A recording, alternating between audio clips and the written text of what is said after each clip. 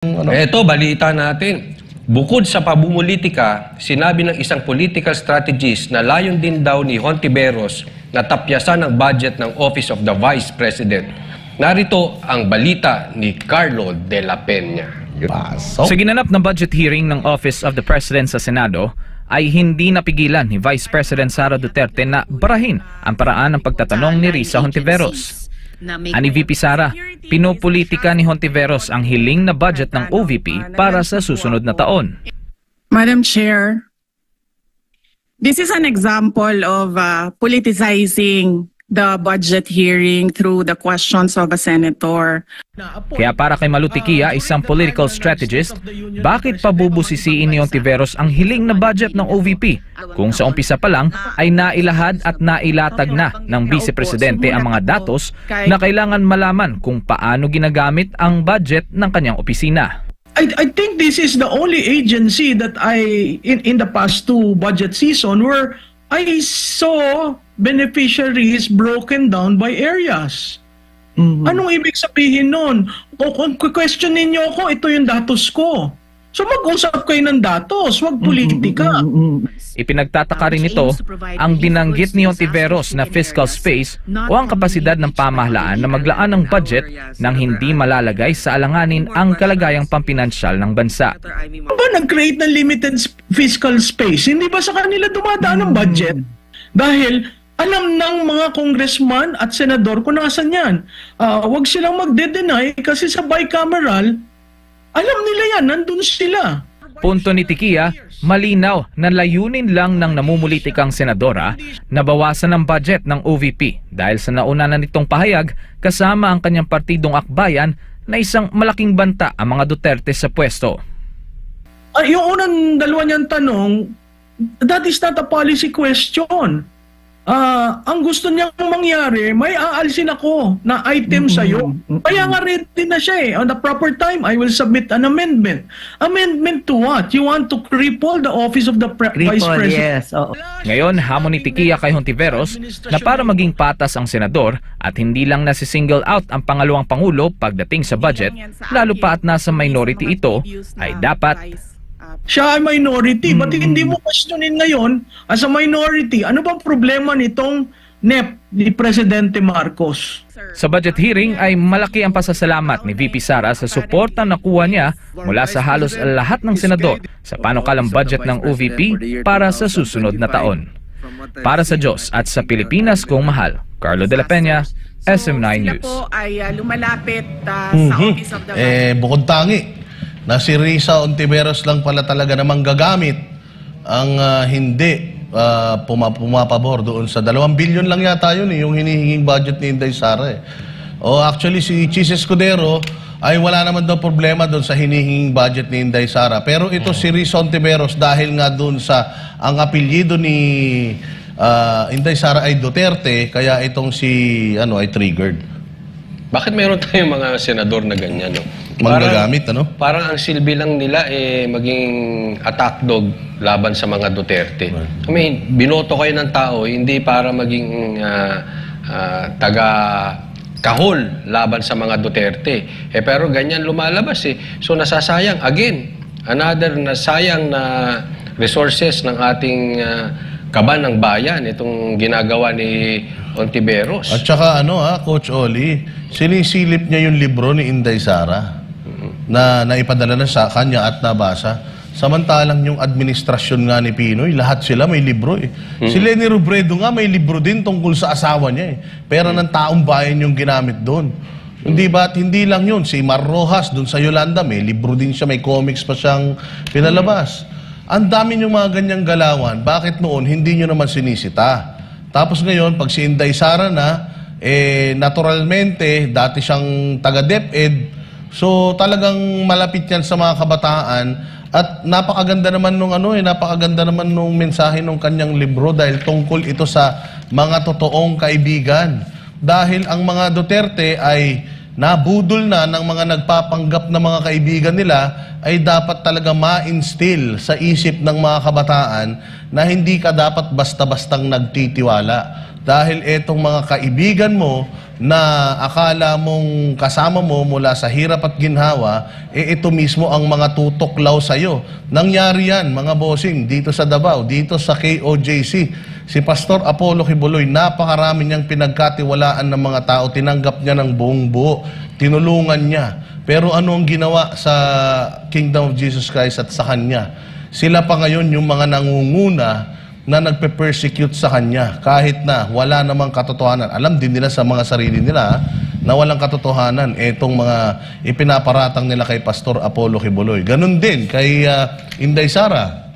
Sabi ni Inday Sara, lumapit sa kanya ang magkapatid na Marcos at inalok siya na hindi kami mananalo kung hindi mo kami tutulungan.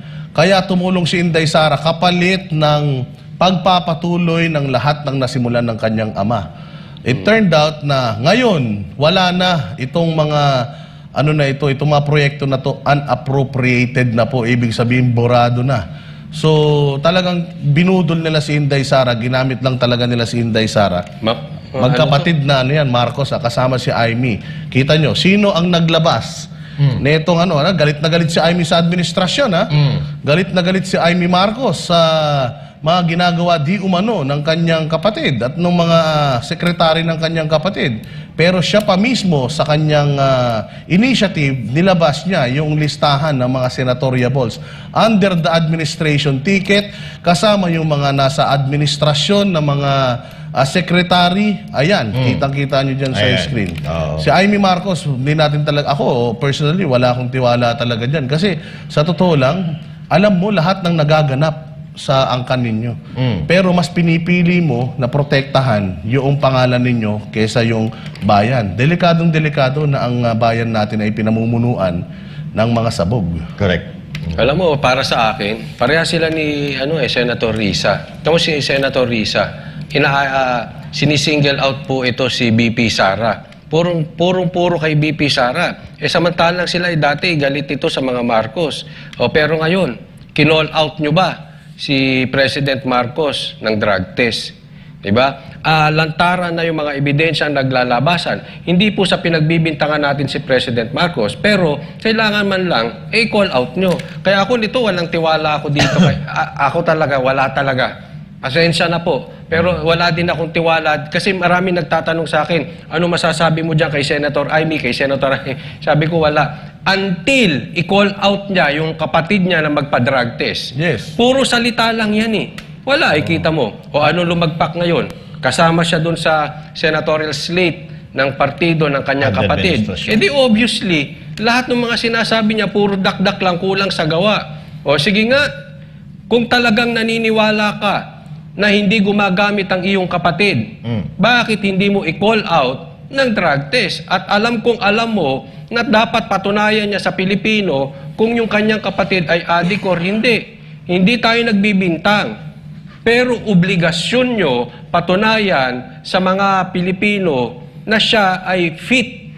Meron pa siya sa tamang pag-iisip na pangunahan ng ating bayan. Kaya, Senator Amy, para sa akin, bagsak ka. At ako nananawagan din, huwag po nating suportahan yung senatorial balls ng kanyang partido, ng kanyang kapatid. Kasi po, hawak na nila ang kamara. At pag mahahawakan pa nila ang Senado, tapos hawak nila ang executive, tapos na tayo dyan. Lalong kakawawain ng mga Duterte. Baka bukas, may prime minister na tayo. Baka bukas, matuluyan na matanggal ang prangkisa ng SMNI kasi hahawakan nila yan. Kaya importante, itong eleksyon patungkol dito sa Senado na i-shoot natin, especially, hopefully talaga tumakbo yung tatlong Duterte. At yung mga kaalyado ni Pangulong PRRD ay sana magtumakbo. So, gumising na po tayo. Please naman po, kayo dating mga nabudol, huwag na kayo pabudol muli. Magising na po kayo kay Senator Amy. Gising po, maawa kayo sa Pilipino. Ayan, Boss Dada. Outcast kasi yan Si Amy Marcos ay na-outcast. Kasama siya sa nambudol kay Inday Sara. At hanggang ngayon ay binubudol pa rin niya si Inday Sara dahil hindi siya nakasingit dito sa administrasyon na ito dahil meron siyang kaaway na hipag niya. Kaya hindi siya nakasingit, kaya hindi pa full ang pagtalikod nito sa mga Duterte. But do you think, Coach Oli, kung itong aling ito nakapasok sa administrasyon, meron siyang kapangyarihan, meron siyang say, do you think hindi ito kasama sa mga nagpe-persecute kay Pastor Apollo Quiboloy at Sano sa mga Duterte? Malamang sa malamang kasama to dahil iisa lang ang lahi ng mga yan. Iisa lang ang dugo na nananalaytay sa mga yan. Ito nga, sinasabi natin, ito si Senator Amy, ni minsan hindi ko tinesting na iboto ito. Mula na ako'y magkaroon ng karapatan bilang para bumoto ng mga politiko ng Pilipinas. Dahil, politiko din sa Pilipinas, dahil kilala ko nga, may istorya itong mga Marcos. At yung sinasabi natin na blood is thicker than water. Ito, si Senator Amy, na doon sa sinasabi siya ay nasa win-win situation, di ba? Kasi mas matimbang ang dugo kaysa sa pagkakaibigan. Kasi itong si Senator Amy Marcos, sa tingin ko, kahit ipagtanggol niya ng ipagtanggol si VP Sara Duterte, ay hindi pa rin siya itatakwil ng kanyang pamilya dahil ang dugo ay dugo. So ngayon, siguro nag-uusap-usap din itong mga itong magpapamilya. Hindi ako naniniwala na hindi nag-uusap-usap ito. So, ano ba yung title ng libro ni VP Sara Duterte? Ang aking kaibigan. Ang kaibigan. Ang kaibigan. So, eto kasi mga tao na to, sila Risa Ontiveros, ang mga Marcos, si Tama Senator yun, basahin nila yan para matuto sila. si Isang Senator, kaibigan. Yan. Ayan, Si Senator Amy. At Ayan, hindi kaibigan yan. hindi, wala yan. Oo, demonyo yan. Eto kasi, hindi kasi sila makarelate, kaya galit na galit sila. Kasi, hindi sa kanila uso ang salitang kaibigan. Ang uso sa kanila, gamitan lang. Yun ang pinaka-punto de vista natin dyan. So, basahin nyo to. Baka sakasakali, kahit papaano, may balik sa murang pag-iisip ang inyong kaisipan. Diba? Kasi sa murang kaisipan, doon natin naaalala lahat ng ating mga pinagdadaanan. Kasi itong mga to wala Ang mga nasa utak nito, gamitan.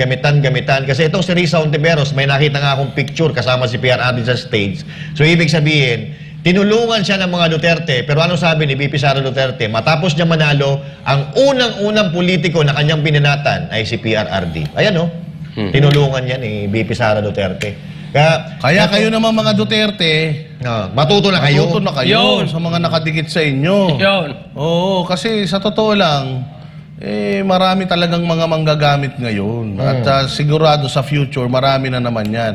Yan ang laging sinasabi ni PRD na hindi ko nakakalimutan. Yung nung ako ay nagpunta sa Malacanang, napakadami namin. Pero nung patapos na ako at palabas na kami, ang konti na namin. Nakakalungkot, sabi niya, nakakalungkot na ang daming mga bumaliktad dahil lang sa, alam mo na, naging siguro gahaman sa position whatsoever. Coach Oli. Yeah. At saka mag-ingat din sila kasi habang palapit ang eleksyon, mararamdaman yung lakas ng Duterte. So, marami na naman lilipat sa Duterte na dati kung anong pangit na mga sinabi sa Duterte. Kaya sana mag-ingat lang po tayo dahil alam mo na gagamitin, may agenda yung mga yan, especially yung mga tatakbo. Medyo kailangan kilatisin natin ng maayos kung sila po ba talaga ay talagang ipinaglalaban ng bayan or dahil hindi lang napagbigyan. Ingat lang, wala po tayo sa pinagbibintangan, pero syempre kailangan nating matuto kasi kaya tayo dumadaan sa paghihirap ngayon dahil maraming nabudol. Ayaw lang po nating maulit yun. Yan. Coach Oli, Master Judea, sabi ni Risa Ontiveros, i-re-align niya yung 10 million na alokasyon para sa aklat dahil hindi daw dapat nararapat na gamitin ng pondo ng gobyerno para sa paglimbag ng isang libro. Samantala, sabi ko sa inyo, si Leno Robredo may libro para sa asawa niya. Kanino galing pera ron? Bakit hindi nila question yun? Meron pang isang libro. Meron pa silang isang libro na nilabas. Kayo nga mahilig sa libro Pero 20 million nga na pagkain nyo sa SONA. Bakit hindi nyo kinwestiyon? Hindi nyo kini-question na walang hiya kayo. Ang Pilipino, pinapakain nyo 21 pesos, isang meal. Tapos kayo dyan, isang tao, 10,000. Ito Boss Dada, sorry. Ito yung 20 million, nandun na sa kubeta. Pero itong 10 million na pinamimigay ni VP Sara Duterte, ito ay pagkain to ng utak. Yes. Pagkain ng utak to. Madadala ito ng mga kabataan hanggang sa kanilang pagtanda. Pero yung 20 million na itinain na nila, Wala na, hindi na natin maibabalik yun. Sorry po sa mga nagkumakain. Dahil mayroong pangalan yun. Napopolitika dahil mayroong pangalan na Duterte yung libro Master Judeo. Ano ilalagay doon? Si BP Sara nakaisip niya na lang naman ikaw Hontiveros ang ilagay dyan. Tanga ka ba? Makakarating sa mga nanay. Tapos boboto yung mga nanay kay BP Sara Duterte kasi gumawa ng libro. Bakit? 2028 na ba? Ito talaga mga to Yung mga gawain kasi nila, yung mga bangungot nila, bumabalik sa kanila. Yung mga sarili nilang bangungot. Diba? Bitterness, selos. Diba? Maganda si BP Sara. Ewan ko ba? Sa kanila kung maganda ba sila sa tingin ng mga nanay nila. No, ito. Takot eh. Coach Patungkol Oli, ulit kay BP Sara, ito may balita tayo. Hindi takot si Vice President Sara Duterte na ma-impeach dahil hindi naman daw kawalan ang posisyon ng Vice Presidente kung tutuusin nga raw ay pumayag lang siya na makitandem kay Marcos Jr. Nakaw, mali. Nako. Noong 2022 elections, dahil sa pangako nitong ipagpapatuloy ang mga proyekto ni dating Pangulong Rodrigo Duterte. Yun nga lang, anya, at wala na itong lahat ngayon. Si Jason Rubrico magbabalita. Gustong pabagsakin ang pamilya Duterte. Yan ang punot dulo ng nilulutong impeachment laban sa kanya ayon mismo kay Vice President Sara Duterte. Sabi ni VP Sara, kahit pa raw i-deny ng Kamara ang planong pag-impeach sa kanya, ay binulgar na ito sa kanya ng ilan sa kanilang mga kasamahan. Pinag-uusapan nila, kahit na i-deny nila, pinag-uusapan ng members of the House of Representatives. Kasi meron pa naman kaming mga kaibigan dyan sa loob na hindi lang nagsasalita dahil takot daw sila. So sinasabi nila, it's openly discussed yung impeachment. Giit ni VP Sara, isa-isa na silang pinababagsak sa pamilya Duterte. Mula aniya kay dating Pangulong Rodrigo Duterte hanggang sa kanyang asawa na si Attorney Mans Carpio. Ito, sabi ng pangalawang Pangulo, ay dahil banta ang mga Duterte sa mga nais pang manatili sa kapangyarihan. They want to project the family as corrupt, as criminals, as walang kwentang mga tao, kundi para sa pansarili lang nila. And bakit pa? Bakit? And all because, sinabi ko na dati, we are a threat to the perpetuation in power of people na interesado maging, sabihin na natin Prime Minister, kung matuloy yung niluluto nilang tsa-tsa o President, kung hindi maluto yung tsa-tsa nila. Hindi takot si Vice President Sara na ma-impeach dahil hindi daw kawalan sa kanya ang posisyon sa gobyerno. Dahil unang-una raw sa lahat, hindi niya naman ginustong maging vice presidente kung hindi lang nakiusap noon ang magkapatid na Bongbong at Amy Marcos. Napag-isipan ng vice na pagkakataon ito para may pagpatuloy at matapos sana ang mga nasimulang big-ticket projects ni dating Pangulong Duterte. Sabi nila, hindi kami mananalo kung hindi mo tutulungan kami sa Mindanao at sa Visayas. Sabi ko sa kanila, okay, sige, dahil maraming big-ticket projects si Pangulong Duterte sa Davao City, sa Mindanao at sa ibang lugar pa ng ating bansa na gusto nating mapatuloy. Yun nga lang, Kaya nga, di ba, tumakbo kami on the platform of unity and continuity na hindi natin nakikita ngayon na saan na yung mga big-ticket projects. Wala na lahat. Unappropriated. dagdag pa ni Vice President Sara, kahit matanggal pa siya bilang pangalawang Pangulo o maging alkalde ulit ng Davao City, sigurado namang hahabulin pa rin siya ng mga gahaman sa kapangyarihan.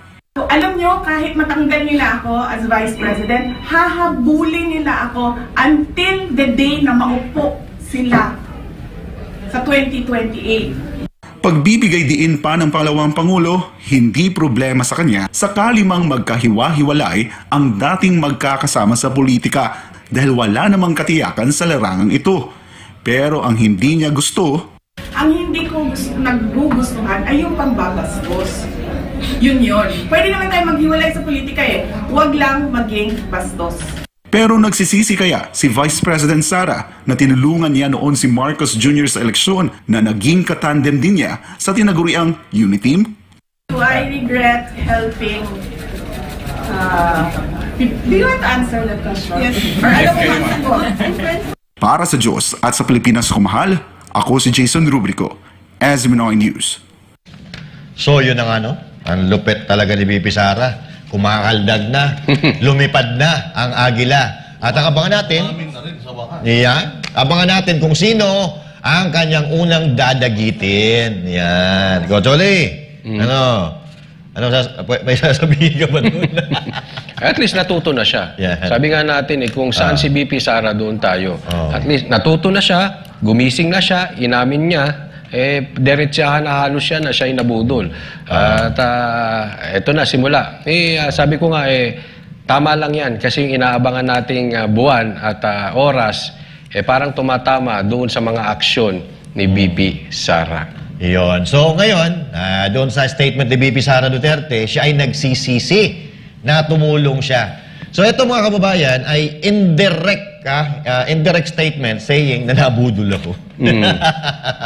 So hindi lang siya direkta, pero ganun po ang kahulugan nun. Kaya nga, paulit-ulit natin nasasabihin, katulad na sinabi ni Boss Dada kanina, na sana huwag nyo nang masyadong tigasan nyo na ang iyong puso. Alam natin na malalambot ang mga puso ng mga Duterte, pero kung paulit-ulit po kayong ginagamit, hindi naman po tama yun. Alam natin na ang mga Duterte, maganda po ang layunin sa ating bansa. Pero kung nabubudol po tayo at naloloko tayo, hindi ko naman sinasabi na naloloko. Kaya lang, yung pagtitiwala siguro bawas-bawasan. Di ba? Basta bawas-bawasan yung pagtitiwala para hindi sila naloloko na mga katulad ni Ontiveros. Na tinulungan mo na, tapos siya pa yung unang-una na bibira doon sa mga tumulong sa kanya. Walang utang na loob at mga manggagamit. Yan. Dahil dyan, meron din tayo sa pambalita. Nagbabala si Atty. Salvador Panelo sa mga kritiko ni Vice President Sara Duterte na lalo lang daw mapapaliit ang pagtanggal sa kanila or mapapalit ang pagtanggal sa kanila sa kapangyarihan kung itutuloy nila ang umano'y nilulutong impeachment laban kay Vice Sara Duterte. Ayan, si Sara Santos magbabalita. Yung sinasabing nilulutong impeachment sa Kamara against you po, ma'am? Pinag-uusapan nila, kahit na i-deny nila, pinag-uusapan ng members of the House of Representatives. Kasi meron pa naman kaming mga kaibigan dyan sa loob na hindi lang nagsasalita dahil takot daw sila. So sinasabi nila, it's openly discussed yung impeachment. Openly discussed. Yan ang malinaw na sinabi ni Vice President Sara Duterte sa isang press briefing sa Senado nitong Martes tungkol sa umano'y nilulutong impeachment laban sa kanya sa Kamara. Pero bago pa man diretsahang sinagot ng bise ang isyong ito, ay nailabas na ang nasabing plano sa taong bayan. Kaugnay ng usaping ito ay binalaan naman ni dating Chief Presidential Legal Counsel Attorney Salvador Panelo ang mga kritiko ng pangalawang Pangulo.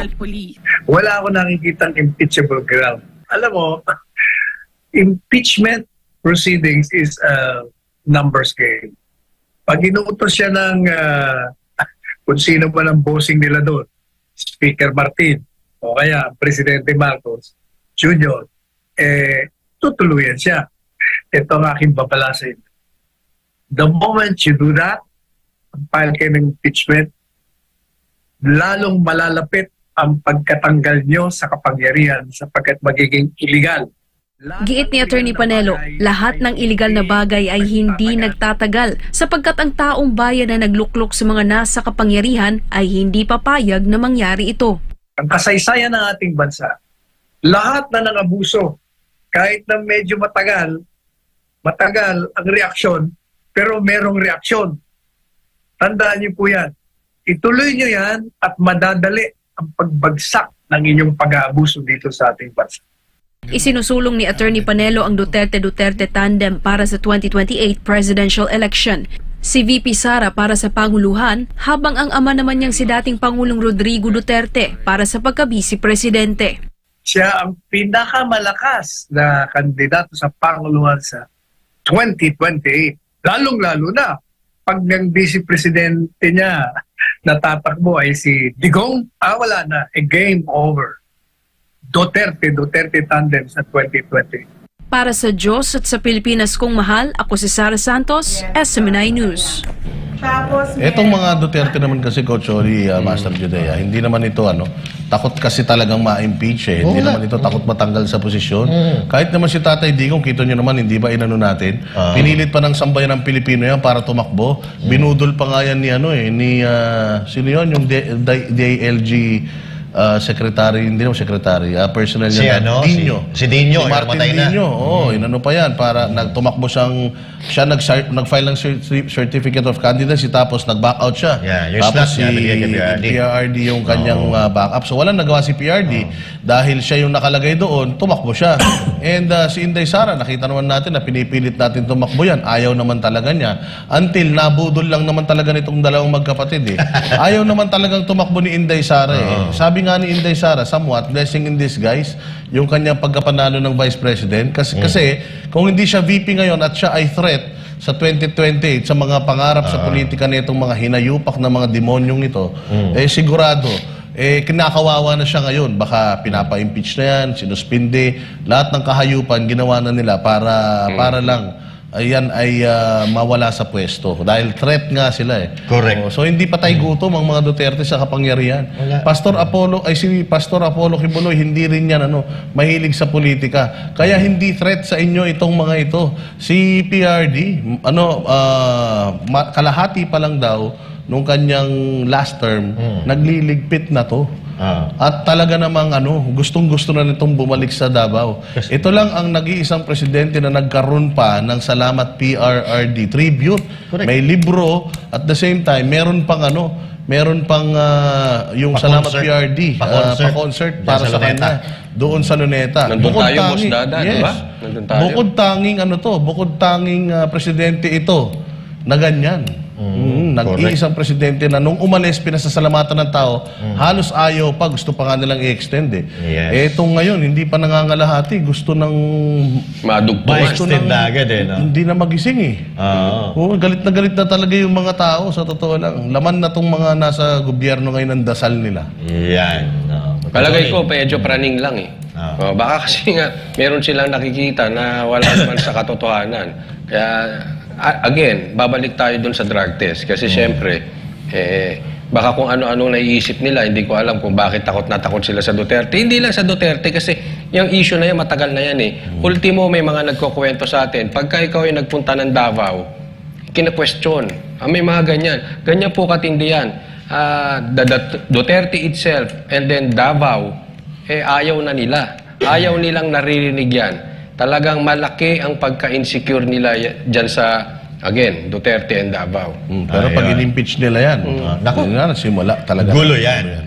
So anyway, dugtungan ko lang din kung maalala nyo, noon si VP Sara, talagang siya talaga yung bet ng mga tao para maging presidente. Pero ito ay patunay na hindi po talaga sila matakaw sa posisyon. Dahil kung matatandaan niyo po, napakataas po ng ratings ni VP Sara Duterte na mananalo siya bilang presidente. Pero hindi tumakbo. At ako po ay saksi po doon. 3 beses po ako sumama sa Caravan. So, Run Sara Run, doon sa Maynila. 3 beses po ako sumama.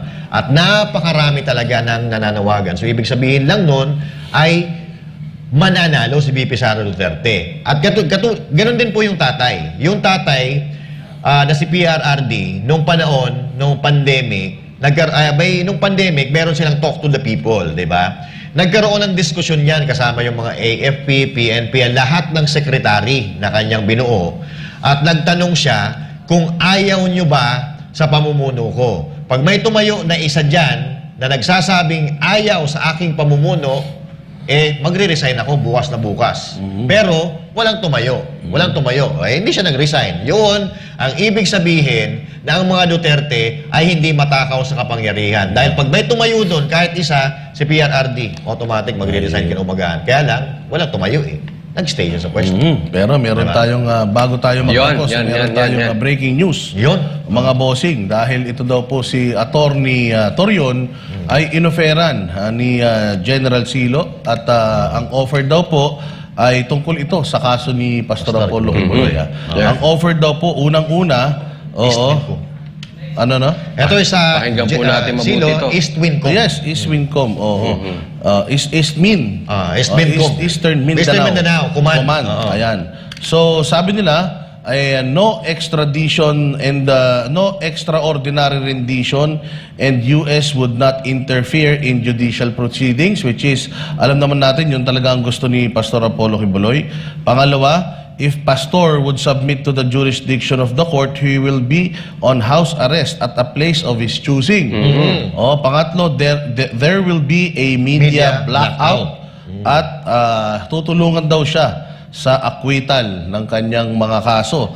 Pero pero kailangan itong wala yung 10 million. Wala sa itong- usapan yung 10 million. Tapos 10 million, kailangan mawala ito. Mawala ito. Tsaka, kailangan may mag-commit dito. Yung Office of the President, DILG, PNP, DOJ, AFP. Pero ang nag-offer mismo nito, si General Silo. Hindi. Sa statement ni PRD, ay ni Pastor Apollo Quiboloy, nire-request niya itong Office of the President, DILG, PNP, DOJ at AFP na magsisil o magsisil itong mga request na ito. Well, again, ito yung according to Attorney Torion na inoffer sa kanya. Kaya tingnan natin ni General Silo ng East Mindanao Command. So, ang nag-offer si General Silo. Yes. Yun. Malinaw lang, ano? Para lang pero at least, di ba, nakita natin na may mga ganitong offers. Tingnan natin kung ano magiging desisyon ng mga ng mga lawyers ng KOJC. Pero syempre, kailangan kung itutuloy nila itong mga gusto nilang kung itutuloy nila ito, kailangan po, pirmado po ito ng Office of the President, DILG, PNP, DOJ at AFP. Yun. Ayan. Walang extraordinary rendition.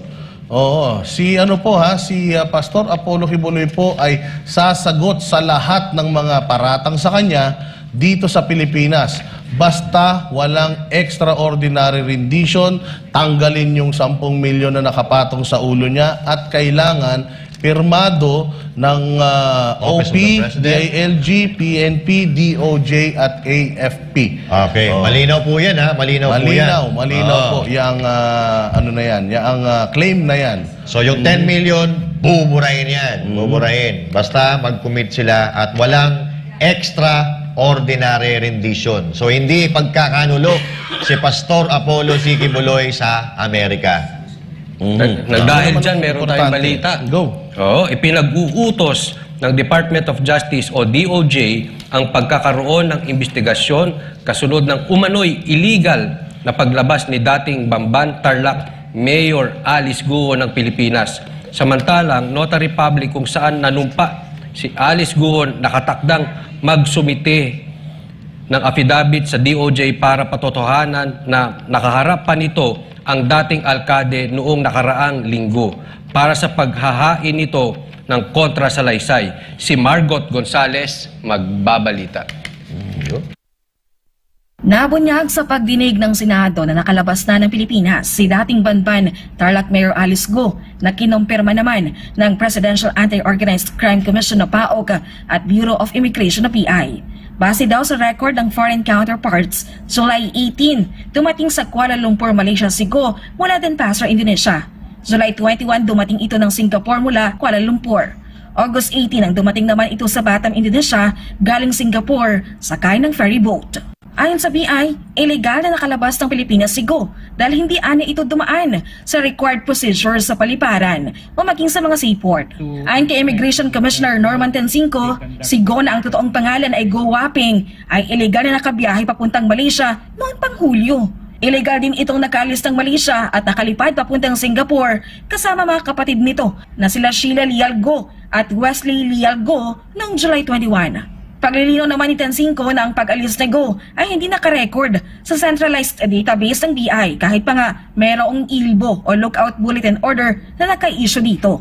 Sa Department of Justice sa DOJ Secretary Jesus Crispin Remulla ay pinag-utos na ang investigasyon kung paano nakaalis ng bansa ang dating alkalde. Mananagot daw ang sinumang tumulong o nakibahagi sa iligal na pag-alis ni Guo. Inutusan din niya sa Tencinco na agad na magbigay ng report. Binalaan din ng kalihim ang mga BI officers na maaaring kasabwat ang dating alkalde. Nagbigay din ito ng warning sa kampo at mga legal counsel ni Go na maaring may kinalaman din sa kanyang pag-alis. Samantala, pinasusumite naman ng salaysay sa DOJ si Attorney Elmer Galicia, ang notary public kung saan nanumpa si Go. Matatandaan kasi nitong nakaraang linggo na kapag hain pa ng kontrasalaysay si Go sa DOJ, kalakip ang notaryo. Sinasabing nakaharap ni Galicia si Go noong August 14 sa kanyang opisina sa Bulacan. Sa magiging affidavit ni Galicia, inaasahan ng mga prosecutor na isasalaysay nito ang mga nangyari ng makaharap nito ang dating alkalde. It appears that on August 14, 2024, at around 7 o'clock p.m., nung dumating siya sa opisina, nandun na isang Land Cruiser, on board is Miss Alice Guo. May nag-arrange sa kanya na may pupunta daw na para magpanotaryo. And ngayon, nakausap sila ni Alice Guo dun sa baba ng kanyang opisina, nakita niya. At nagpresenta ng driver's license si supposedly Alice Guo sa kanya. And then he notarized the counter affidavit which was due to be submitted to the DOJ for preliminary investigation. Kasi kami hearsay lang kami, wala naman kami dun eh. 'Di ba? So let him document whatever he wants to say and then tingnan natin. Si Galicia, sinubukan namang ma-interview ng media pero iwas sa pagkukomento o pagsagot sa mga tanong. Inaasahan na bukas, maisusumitin ni Galicia ang kanyang affidavit sa DOJ. Para sa Diyos sa Pilipinas Kumahal, Mark Gonzales, SMNI News. Ayan. Alright, ayun oh. Masalimuo talaga to. By the way, yung kaninang statement, yung offer, kung inyo po matatandaan, meron pong mga claims si Pastor Apollo Kibuloy bago siya tuluyan ng nawala at hindi na nagpakita. Yung statement niya na kailangan may confirmation, pirma, affirmation coming from OP, DILG, PNP, DOJ at AFP. Yun yung talagang kanyang Kasama claim. po ito doon sa pinaka-last na statement ni Pastor Apollo, yung voice statement ni Pastor Apollo sa Kibuloy. Yung pong yung OP is Office of the President po Department of Interior and Local Government, Philippine National Police, DOJ. Department of Justice at Armed Forces of the Philippines. Ano po yan, naklaro po yan. Kailangan na kasama lahat ng ito doon sa mag-a-agree sa kanilang mga tawag diyan, ano bang tawag dito? Walang extraordinary rendition. Dapat. Yung unang pinaka-importante, walang extraordinary rendition or hindi pagkakanulo si Pastor Apollo Kibuloy sa basta US. hindi makikialam ang Walang US. labas ang US dito. Talagang Pilipinas lang. Siya ay haharap sa inyong sa batas dito sa Pilipinas pero hindi makikialam ang US. Yan. Walang extraordinary rendition. Actually, naalala ko na Musdada, Coach Oli, yung statement, pinakahuling statement ni Pastor Apollo Kibuloy, eto yun. Yung pinakahuli bago siya hindi na nagpakita. Eto po yun. Tamang-tama. Naalala ko na ngayon. At ayan, meron pa nga tayong isang panibagong intel na ngayong araw daw. Kasi kanina, dapat alas 3 ng hapon, pupunta raw sila rito, medyo umulan lang kasi kanina nakita na nga namin doon sa may gasoline station, meron ng isang truck na 6x6 punong-puno ng mga naka-uniforme. Escorted by mga mobile. Ayan. So ngayon, na-move yan, 12 midnight daw, ay papasok ang 1,500 to 2,000 police from Region 10, 12, 13 at 11. At si General Torre daw ang maglilid. And 5 minutes daw na walang aksyon ang KOJC, lulusob na sila. At kung papasok man daw si PRD to intervene, huhulihin din daw nila kasama ang PSG. Yun ang information na nakarating sa atin. Bakit kaya nila gagawin ito? May pangako daw na maging pag naging successful ang operation, isasali siya sa command group ng kapulisan. Command group. So ibig sabihin, mga matataas na mga ito. Pwedeng maging PNP chief siya, gano'n? Malalagay na siya sa mga magdidesisyon kapag may mga ganyan. Importante yung 5 minutes daw pagka hindi daw nag-comply sa mga gusto nila mangyari, ang KOJC. So ituloy natin. Boss na Hindi, pag hindi nag-comply ang KOJC, 5 minutes lang, papasok na sila. Yun. At talagang gigibay nila yung pwede nilang gibayin. So ibig sabihin nun, pag wala daw abogado or hindi makikipag-cooperate ang KOJC, ganon, gagawin nila yung balak nila na magdadala sila ng man truck na panggiba sa mga gate, panggiba sa mga pader.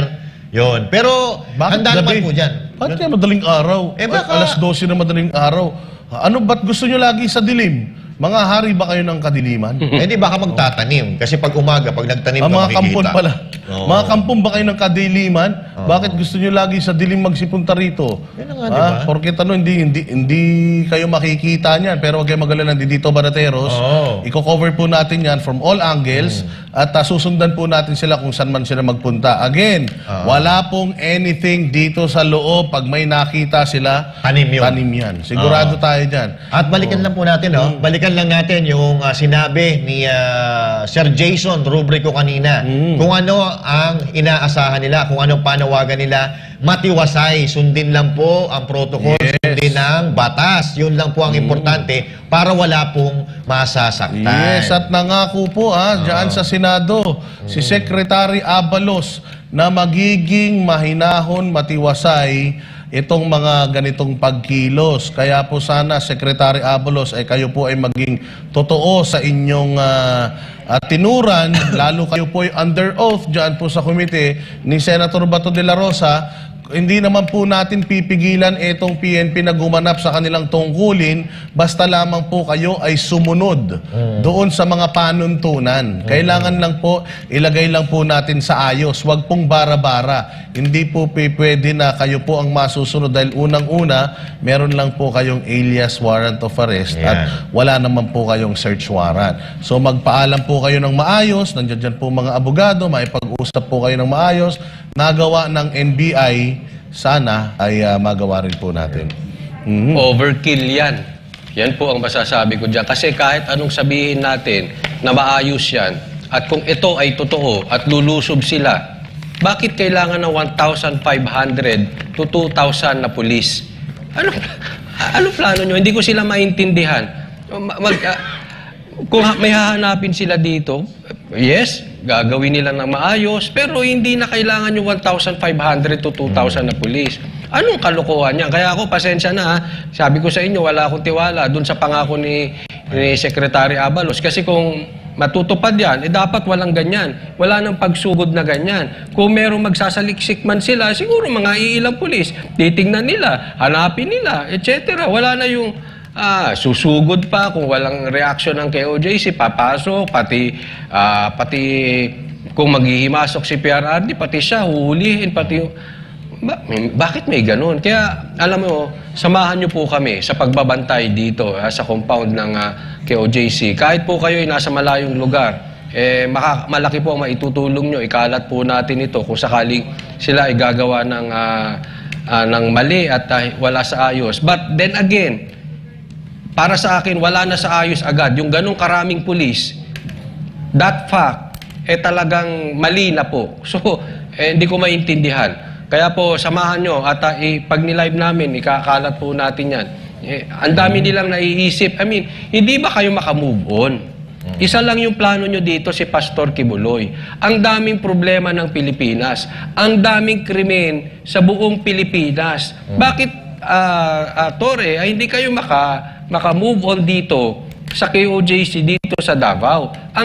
Pwede kayong magpapogi. I mean, kung gusto nyong magpapogi at meron kayong gustong maabot, di umano na posisyon, ang daming lugar, kasi wala namang masama kung meron kayong gustong maabot na posisyon eh. Pero sana may pakinabang. May silbi sa bayan. Hindi silbi sa mga iilang politiko na inyong pinagsisipsipan. Dito kayo nakafocus eh. Yes. Gumawa kayo ng paraan. Ayusin nyo ang peace and order sa buong Pilipinas. Ayan, may silbi kayo. Kung dito kayo nandito, ang masasabi ko lang, move on naman. Move on na kayo. Final statement ko lang Jude, sige. Dito, go. Ako muna, no? So, ito lang naman yan. Back to basic po tayo. kung ano po ang sinumpaan yung tungkulin, kung ano po yung mandato, dapat yun po ang sinusunod natin. Kayo po ay tagapagpatupad ng batas, dapat kayo po ang unang-una na sumusunod sa batas.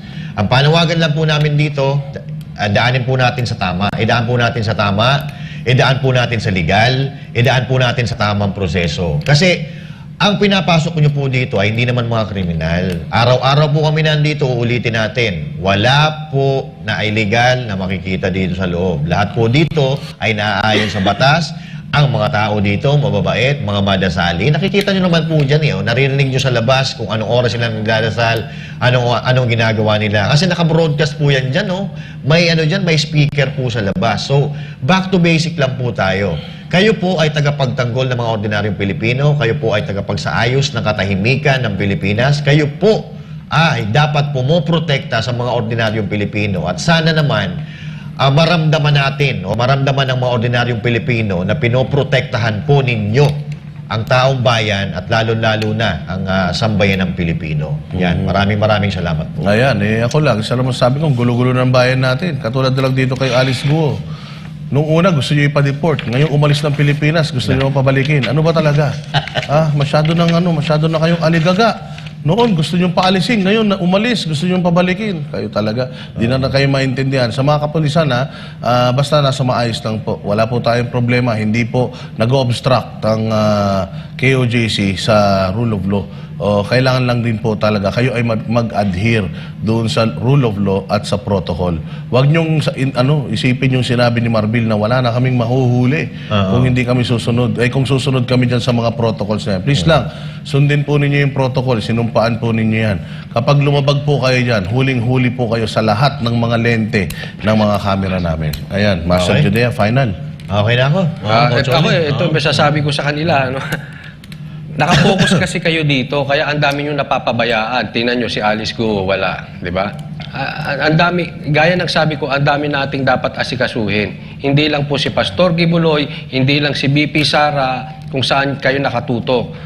Para magkaroon kayo ng silbi. Pero abangan po natin bukas. Bukas yung press con. Yes, may press con. con. May press con bukas. So maganda po yan, Invited po si Abalos. Ay, sana. Paupuin natin dito sa gitna.